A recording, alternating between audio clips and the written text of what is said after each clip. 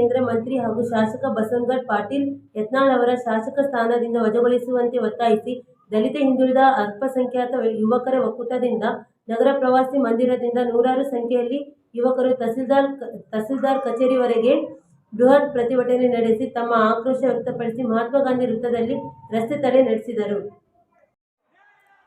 ಮುಖಂಡರಾದ ಡಿ.ಎಚ್. ಕಂಬಳಿ, ಡಿ.ಎಚ್. ಪೂಜಾರ್ ಹಾಗೂ ವಕೀಲರಾದ ನಿರುಪಾದಪ್ಪ ಗುಡಿಹಾಳ್ ಈ ಪ್ರತಿಭಟನೆ ಉದ್ದೇಶಿಸಿ ಮಾತನಾಡಿ, ಚುನಾಯಿತನಾದ ಪ್ರತಿನಿಧಿ ಈ ರೀತಿ ನಾಲಿಗೆ ಇದೆ ಎಂದು ದೇಶಕ್ಕಾಗಿ ಬ್ರಿಟಿಷರ ವಿರುದ್ಧ ಹೋರಾಡಿದ ಮಹಾನ್ ವ್ಯಕ್ತಿ, ಸ್ವತಂತ್ರ ಹೋರಾಟಗಾರ ಹಜರತ್ ಟಿಪ್ಪು ಸುಲ್ತಾನ್ ಅವರ ಬಗ್ಗೆ ಅವಹೇಳನಕಾರಿ ಮಾತನಾಡಿದ ಯತ್ನಾಳ್ ನಡೆಯನ್ನು ತೀವ್ರವಾಗಿ ಖಂಡಿಸಿ, ಕೋಮುವಾದಿಗಳು ದೇಶದ ಐಕ್ಯತೆ ಒಡೆಯಲು ಈ ರೀತಿಯ ಕ್ಷುಲ್ಲಕ ಹೇಳಿಕೆ ನೀಡಿದ ಶಾಸಕ ಯತ್ನಾಳನ್ನು ಶಾಸಕ ಸ್ಥಾನದಿಂದ ವಜಾಗೊಳಿಸುವಂತೆ ಒತ್ತಾಯಿಸಿ ತಹಶೀಲ್ದಾರ್ ಮೂಲಕ ರಾಜ್ಯಪಾಲರಿಗೆ ಮನವಿ ಸಲ್ಲಿಸಿದರು. ಈ ಸಂದರ್ಭದಲ್ಲಿ ಕಾಜಿ ಮಲಿಕ್, ಎಚ್. ಹುಡಾಬಾಷಾ, ಹನುಮಂತ್ ಕರ್ನಿ, ಹಬೀಬ್ ಕಾಹ, ಯೂಸಫ್ ಯತ್ಮಾರಿ, ದೌಲ್ ಸಾಬ್ ದೊಡ್ಮನಿ, ರಮೇಶ್ ಬಪ್ಪೂರು, ಮೌನೇಶ್ ಜಾಲ್ವಡಗಿ, ಚಾಂದ್ ಪಾಷಾ ಸೇರಿದಂತೆ ಅಬ್ದುಲ್ ಕರೀಂ, ದಾವೂದ್ ಹಸ್ಮಿ, ಸೋಹಿಲ್ ದೇಸಾಯಿ ಪಾಲ್ಗೊಂಡಿದ್ದರು.